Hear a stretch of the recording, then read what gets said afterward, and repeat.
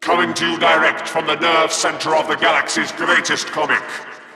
This is the 2000 AD Thrillcast.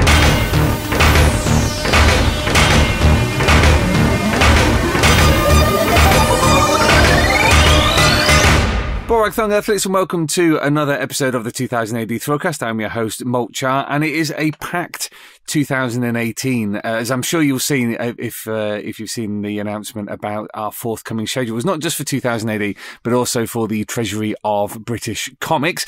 And for this episode of the Thrillcast, I'd like to welcome Ben Smith, our head of books and comic books. Borak Thung. And Keith Richardson, our graphic novel editor. Hello. To talk about some of the forthcoming collections that we have for the two imprints. Let's just dive into it.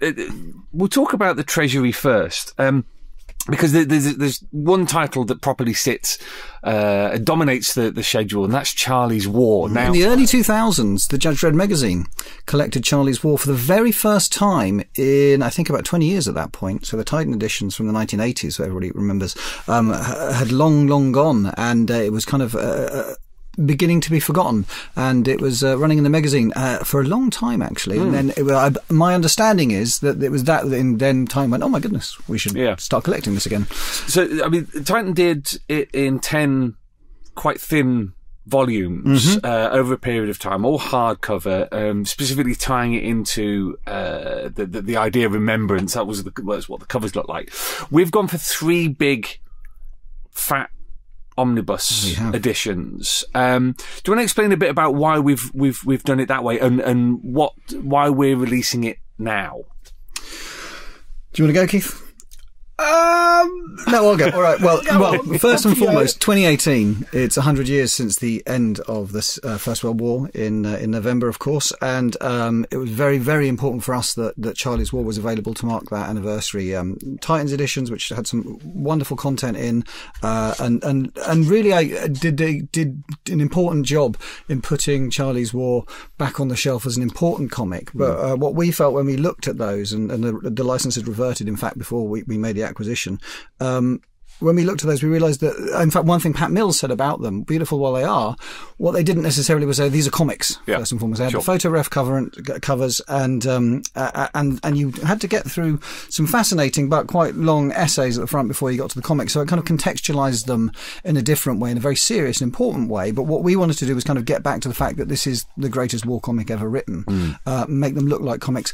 Indeed, make them accessible to younger readers again. Now, we didn't want to simply replicate the formats that Titan had done. We wanted to bring something new to the game, so that's why we went for that. We know from having sold a lot of copies of the Judge Dredd case files that the omnibus format is actually really popular with people, and it allows us to get 1,000 pages of comics out at a quite reasonable price, so people can get hold of all of the story. So what we wanted to do was make these comics look like comics, make them look fresh, make them look clean, and make them look readable in a way that they hadn't been, because, of course, the early comics had machine font lettering all the way through. The first 300 pages were mostly machine font lettering, and some editions of Charley's War had done a few pages in hand lettering, but what we did was, well, in fact, Keith commissioned it, was we went back and relettered the whole of the first book. Keith, tell us a bit about the process of what we've done with Charley's War, both in terms of tidying up, cleaning up the artwork, and also, as Ben's mentioned, the relettering. Well, yeah, there's plenty of things like that. I mean, I have to give credit to Oliver Ball, who's been a kind of driving editorial force on the Charley's War books. But we sourced pages from like original pages from people. We've sourced art from other editions, like Delirium in France were very generous in lending us the cleaned up pages they'd given us. We scanned pages from original copies and cleaned them up and used them. So it's been a mismatch and a kind of, the best of the best from where we could get it. And we should definitely mention Moose Harris as well, who did work on the later Titan editions. This is it, who passed on some pages to us. Yeah, so we've got, pages from all over the place to make this the definitive edition. And of course, we've re-added colour pages for the first time. I don't think it's ever been collected up before with those colour pages intact. Not from intact. The start, all the way through, certainly. Sure. And I think what it is, it's important to say that the reason why we're calling it this the definitive collection as well is is because we've gone back and we've cleaned it. It's never looked as good as this. The entire series, all 1,000 pages of it, has never looked as pristine. In fact, I'll be honest with you, when it ran in battle, it didn't look this good. All the blacks are solid black right from the way through. We've tried to make sure there's next to no kind of inking where it's muddy and the rest of it. We've made it readable, and I think basically I came to Charley's War not having read it again for a long time when we started this process, and I was just absolutely knocked over by Pat's writing, but Joe Colquhoun's artwork is just extraordinary. For me, it puts him up as one of the very greatest British comic book artists there's ever been. And when you have something that important, making sure the reprographics on it are the best they can possibly be is really important. Mm-hmm. Well, let's talk a bit about reprographics, because I put up a comparison on the Treasury of British Comics Facebook page, right, of a previous edition of Charley's War and our version of Charley's War. But I also put up a page that was scanned in from an edition of Bell at the Bar, which is a collection that we're also bringing out this summer. That was horrendous. You've got bleed through of ink from the opposite page. You've got deterioration of the paper. You've got poor printing at the time. Do you want to talk, Keith, a bit about the process that we have to go through in order to make these? You've only got to look at a collection like Faceache, to see the good work that the reprographics team is doing. Well, that's all, again, I've got to give credit to somebody else. That's all down to Joe, our reprographics droid, who works tirelessly to make these pages look as great as they possibly can. Also helps that we've got some state-of-the-art equipment in the office as well. Please don't come and burgle us. But he painstakingly goes through every page and makes it look as good, if not a lot better than it looked these pages looked when they were originally published.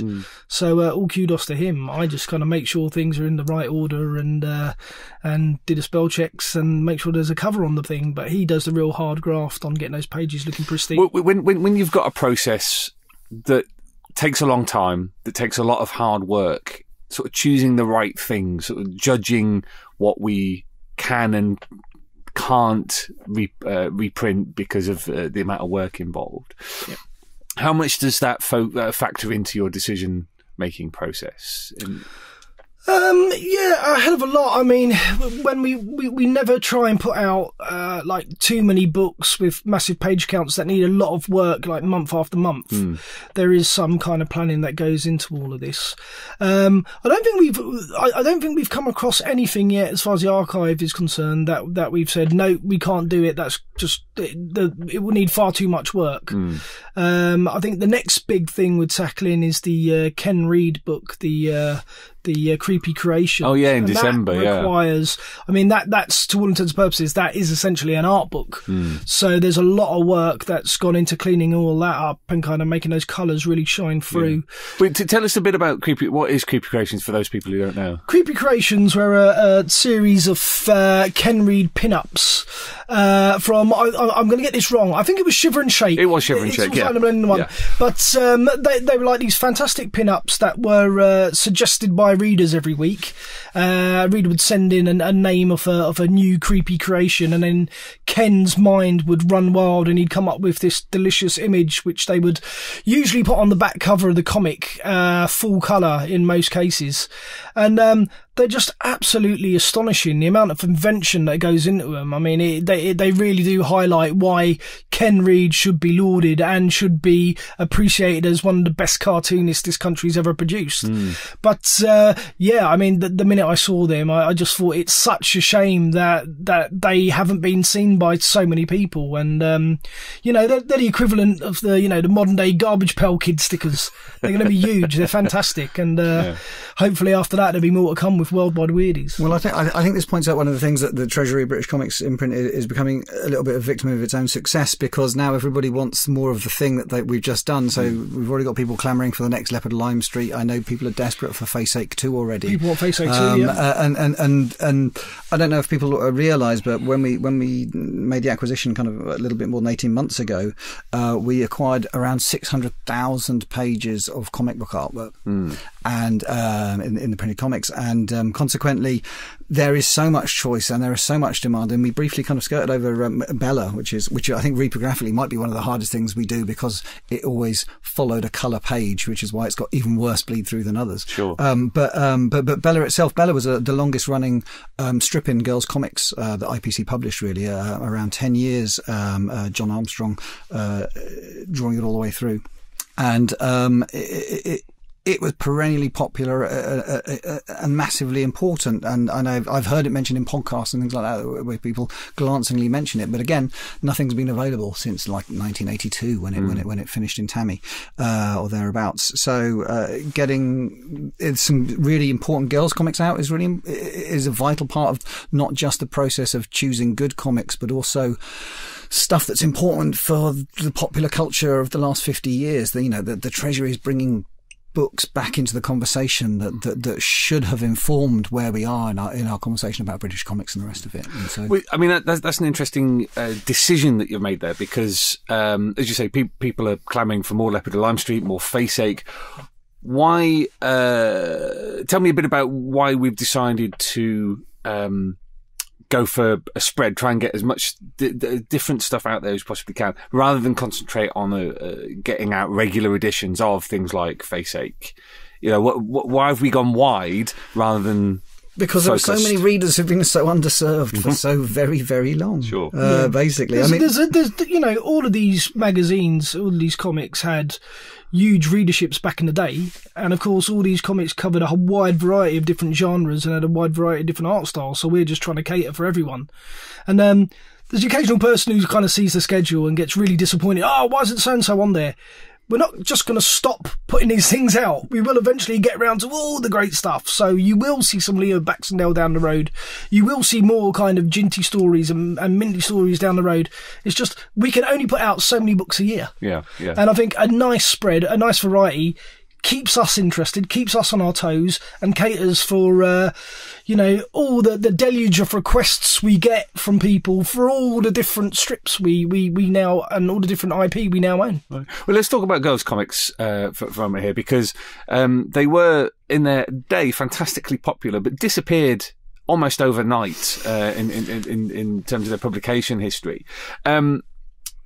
Misty has been successful for us. We printed some of that, but Misty only ran for so long. So this year we've got the first collection of Ginty with The Human Zoo and The Land of No Tears. Yep. Both science fiction stories. Yeah. Is that an attempt to just kind of tempt people who otherwise wouldn't normally go for girls' comics, quote unquote girls' comics? To a lesser degree. Yeah. I just thought that what we've done with the Misty book so far, we've had usually I think in the first two volumes we've had 2 stories, and that served us quite well in terms of sell so far. So I thought, well, why don't we just include 2 stories with a similar-ish theme in the Ginty books? It's worked for Misty, why not for Ginty? And I kind of read through a lot of the Ginty issues, and I thoroughly enjoyed both of those stories. And there's kind of themed connections with both stories. They both have the same artist. So, yeah, that's the reason why we've chosen that, really. That's the reason why we've chosen to put that out. Gendered comics are something very particular to the past. There are big efforts these days to degenderize a lot of cultural product, with very good reason. But we are resurrecting things from the past where we're talking about them being girls' comics. Well, exactly. I had this conversation yesterday with somebody as well. It's problematic calling them girls' comics and boys' comics, but that's how they were thought of at the time, and that's how they were grouped within IPC magazines and then within Fleetway. And so that's a legacy. But I think what you'll see was, with the collections that we're putting out, the actual collections themselves aren't gendered in that way at all. I think we're saying from the pages of Ginty, from the pages of Tammy or whatever it might be, but we don't use the word girls comics anywhere on the actual artifact. Sure. But it's just how the archive and the catalogue comes to us, that one kind of has a discrete set of girls comics and a discrete set of boys comics, and then a discrete set of humour comics and a discrete set of sports comics, and so it's literally that's the way they were assembled back in the day. But what we are very conscious of as we put these collections out is that this is not a girls' comic that we're putting out. Bella at the Bar, I would recommend to all genders. It's a fantastic story of a girl desperate to be a gymnast and everything that British 70s comics can throw at her to try and stop her. A blonde-haired girl who's desperate. Well, a brown-haired girl. This is an ongoing debate. If you look at some of the covers, she really is blonde. And if you look at some of the internals, you'll find she's brown-haired. And if you look at some of the covers, she's definitely blonde. So but there's two blonde iterations. Bella at the Bar. Blonde Bella at the Bar. Well, let's talk about one title, because we'll come on to 13th Floor on Black Max and Van Hoffman's Invasion in a second. But El Mestizo. Now, we briefly talked to Gordon Rennie a while back when he did a story for the magazine inspired by El Mestizo, let's put it that way. But you've got something quite unusual at the time, very unusual for Battle Picture Weekly at the time. Not only was it not a World War II or World War I story, it was the American Civil War. Yeah. But you've got a main character who is black and kind of an empowered black character as well. So a former slave who became a rebel and is now the scourge of both sides as a mercenary. This is if we exclude Charley's War, which is kind of its own thing and separate, this is the first of the battle stuff that we're actually bringing to reprint. Yeah. Why did we choose El Mestizo? For me personally, I love all those Sergio Leone films, and I think, you know, both Alan and Alan Hebden, that is, and Carlos perfectly encaptured that spaghetti western feel with his strip. It's brilliant. El Mestizo is essentially the man with no name. Yeah. In fact, he kicks more ass than the man with no name. It's well written. It's a good little story. Carlos's art, dare I say it, a bit controversial, but it's never been so fantastic in my mind. And hey, it's an underserved genre in comics, and it's a genre, the western, it's a genre I happen to love. So yeah, it was like a top priority strip for me. There's that wonderful front cover from Battle when it first debuted, which is kind of like Luke Cage meets Sergio Leone, massive, great big sort of stone-hewn letter. Yeah, Ben's got it on his iPad there. Absolutely wonderful stuff. I mean, Ben, what do you think? In the modern context, tastes have changed, things have moved on. With a strip like this, why do you think it's important that we reprint it now?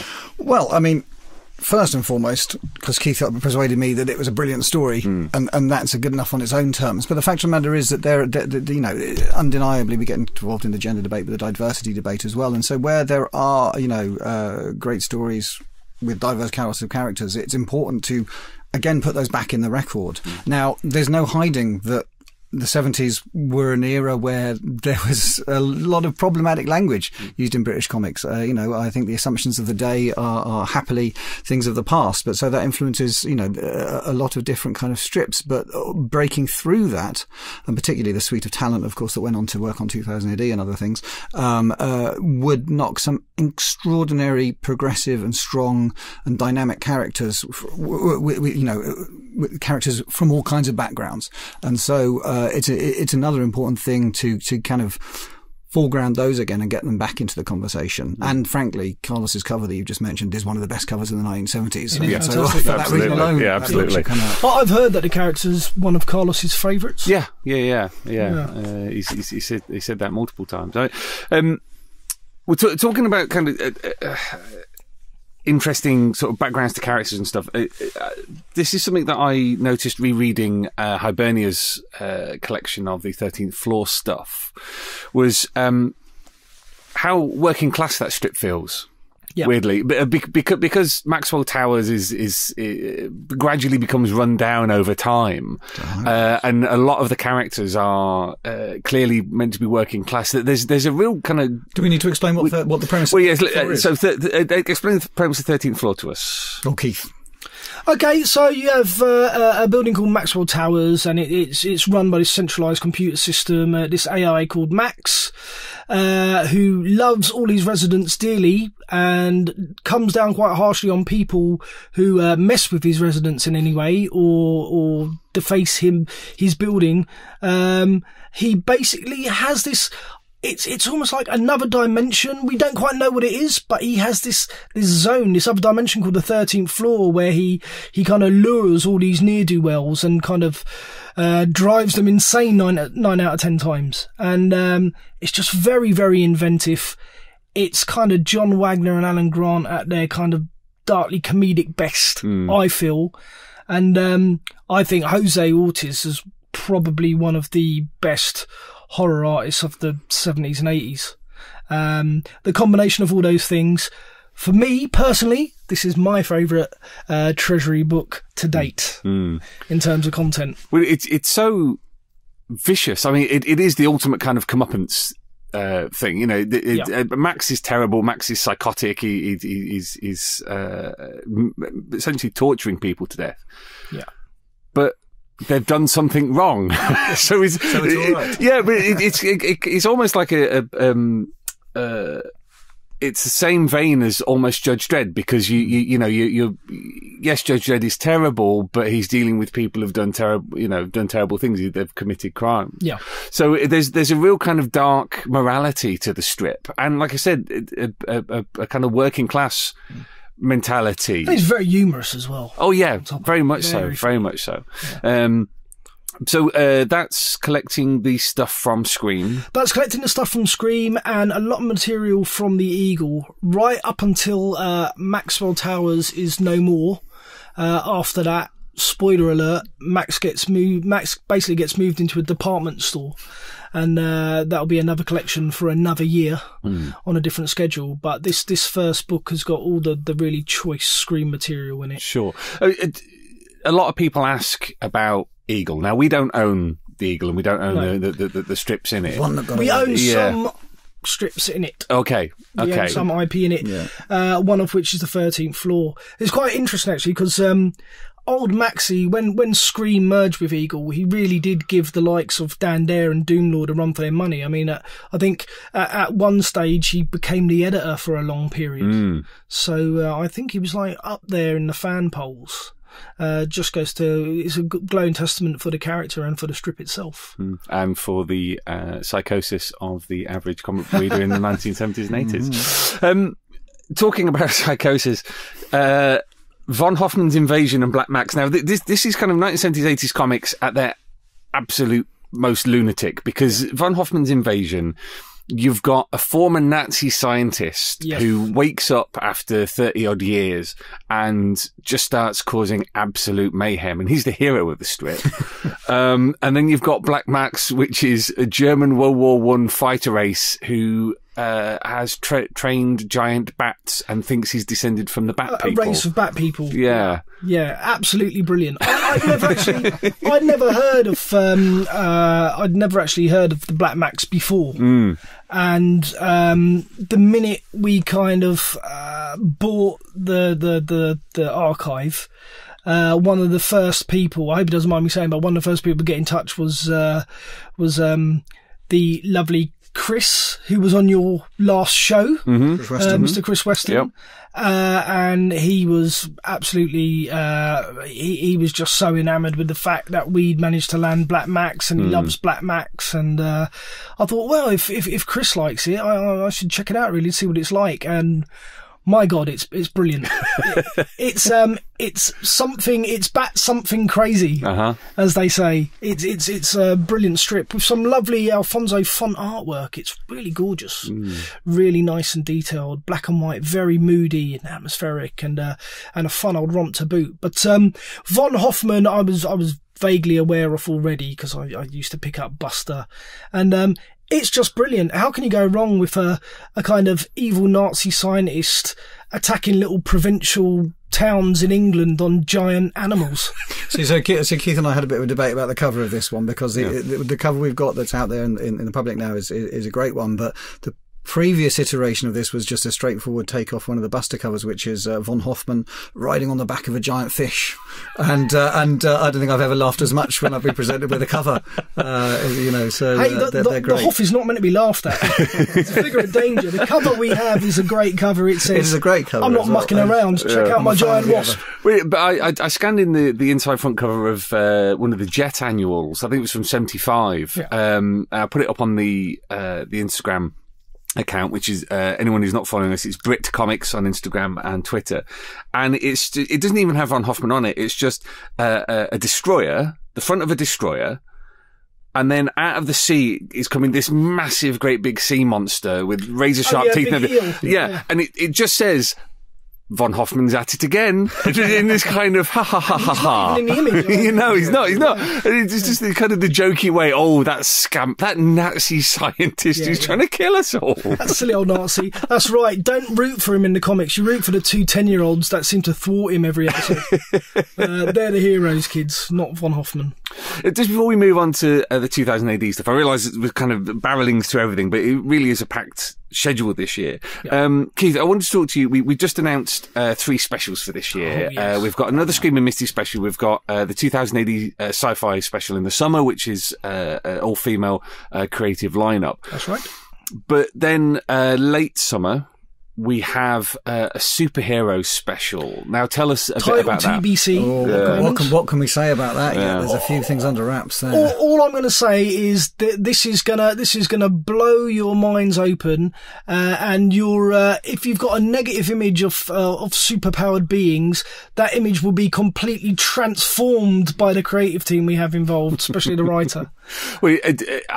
I don't know whether I'm spoiling things here, but for everybody who read the Screaming Misty special last year, particularly, say, the Deathman strip, and said, oh, well, this was good, but it feels like it's leading on to something else. Yeah, there's a method to the madness of that Screaming Misty. A lot of things were open-ended because there will be, also with the Screaming Misty special, there will be some strips that are returning that were open-ended last time, so everyone, big sigh of relief there.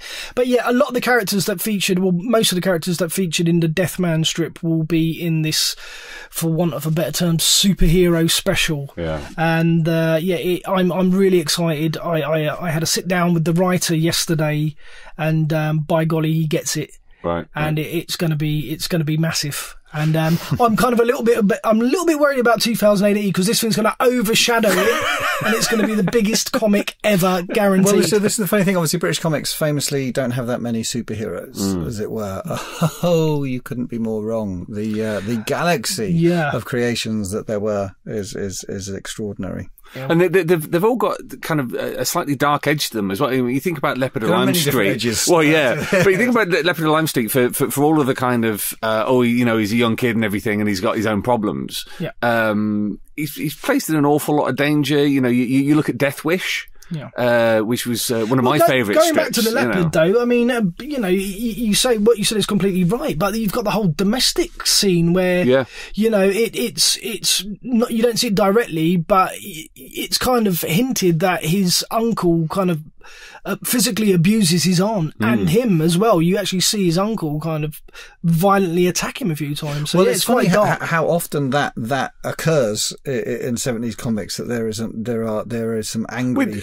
Bella at the Bar's uncle, is it? Yes, is an absolute monster, and her aunt isn't far behind. No, exactly. There's some extraordinary adversity that people have to get through and across, and sometimes dealt with very, very sensitively, and sometimes dealt with as a neat plot device. Yeah. But so all different. But some of it's almost kind of Dickensian. It's that kind of It's strange. Bella's guardians are so kind of despicable. It's surprising that she hasn't got grey hair, not blonde hair. There we go.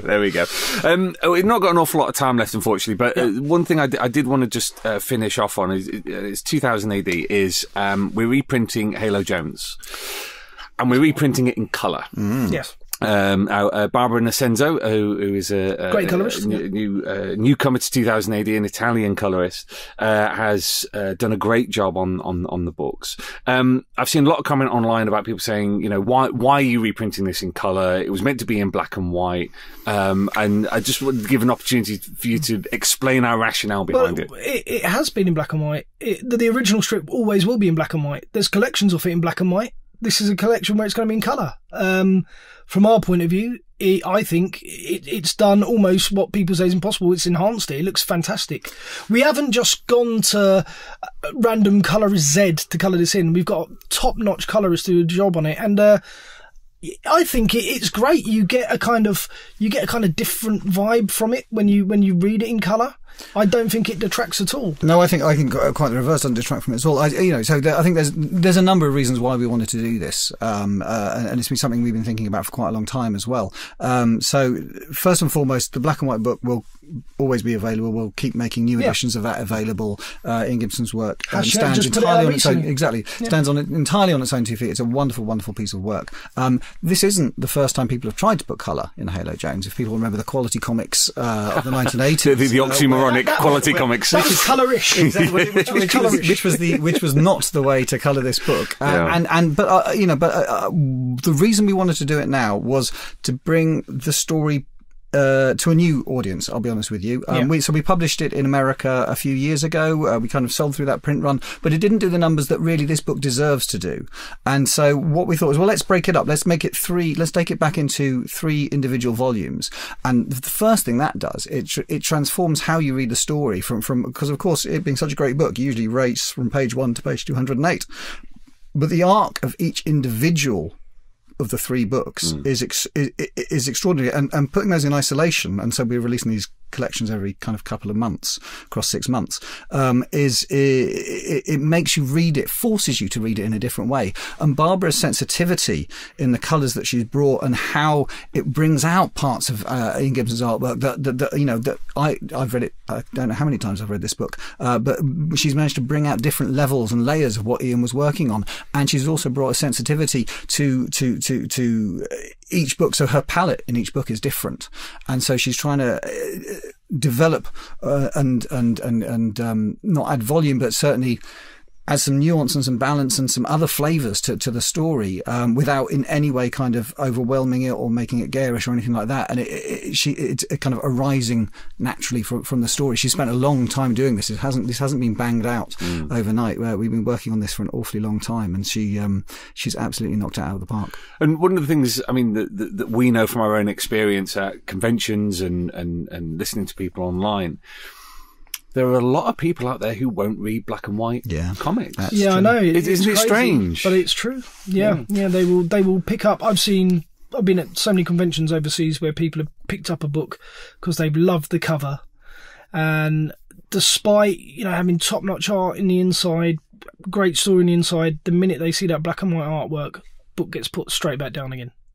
And in particular, because we were talking about girls' comics and boys' comics, obviously, famously, Halo is the female story in it was a rare story in 2000 AD at that time. But of course, 2000 AD being an anthology, the way it worked in opposition to the other stories that were alongside it only kind of heightened how extraordinary a story it was and how different it was. But it is, and it remains so different, and it set the tone for so many other comics and so many other things. I mean, Lauren Bucas, who's written for DC and who's written for us. We had her on the podcast. We had, indeed, and she wrote the introduction to the 2013 collection that we did.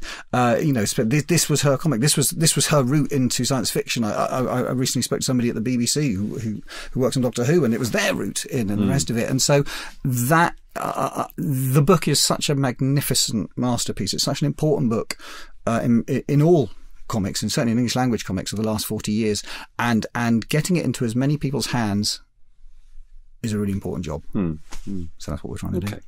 Well, like I said, we're running out of time.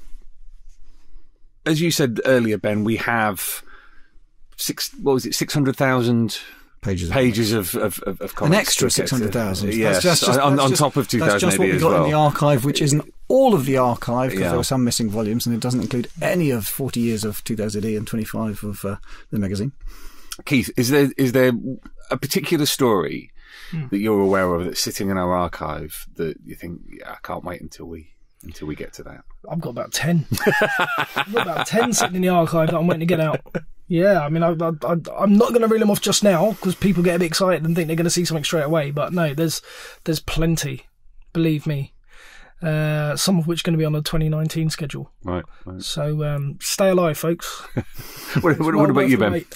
Oh, I don't know. It's where to start. I'll be honest with you. I'm lagging behind Keith, because Keith is the graphic novels editor. He gets to sit and read the comics while I'm trying to scurry around and work on somebody's contract or something.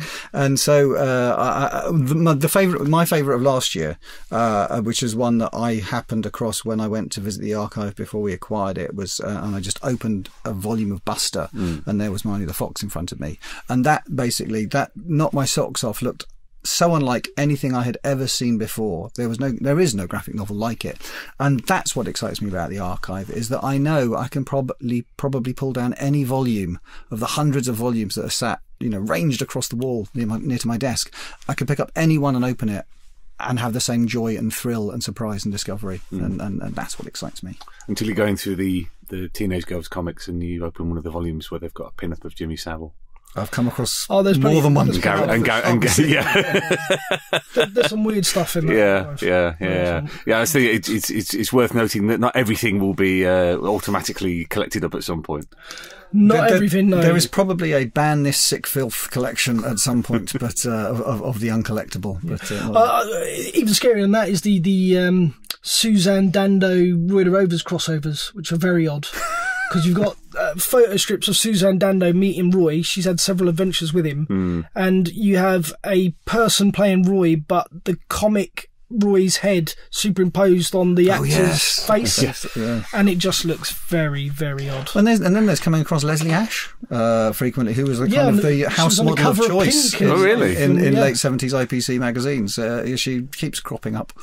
Yeah, and all over the place. And then there's other little gems that I was never aware of, like a Pat Mills joint, Sugar Jones in pink, which is about an actress, a strip about an actress who's let's say quite long in the tooth, but pretends she's younger. And you've got the glorious Birdman and Chicken, which is a fantastic strip. Sweeney Toddler. Yeah. Leah Baxendale. So yeah, we've got so much stuff to collect. It's it's brilliant, and the real problem is deciding what to put on the schedule. To be honest. Well, yeah, I mean, the other thing to say is that there is so many humour strips that we haven't yet got to, so many amazing ones.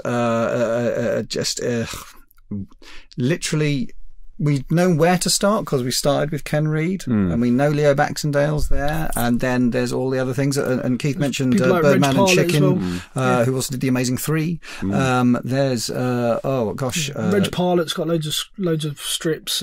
There's just a wealth of great material that we've got. A few dodgy bits and bobs as well, but you won't see them, so don't worry.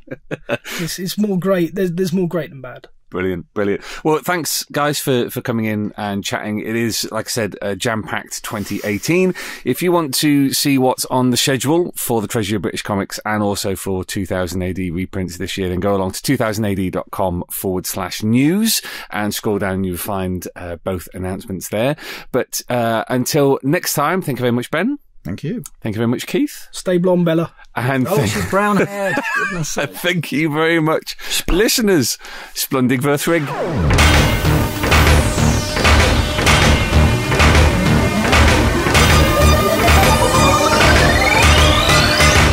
Alert! Alert! Alert!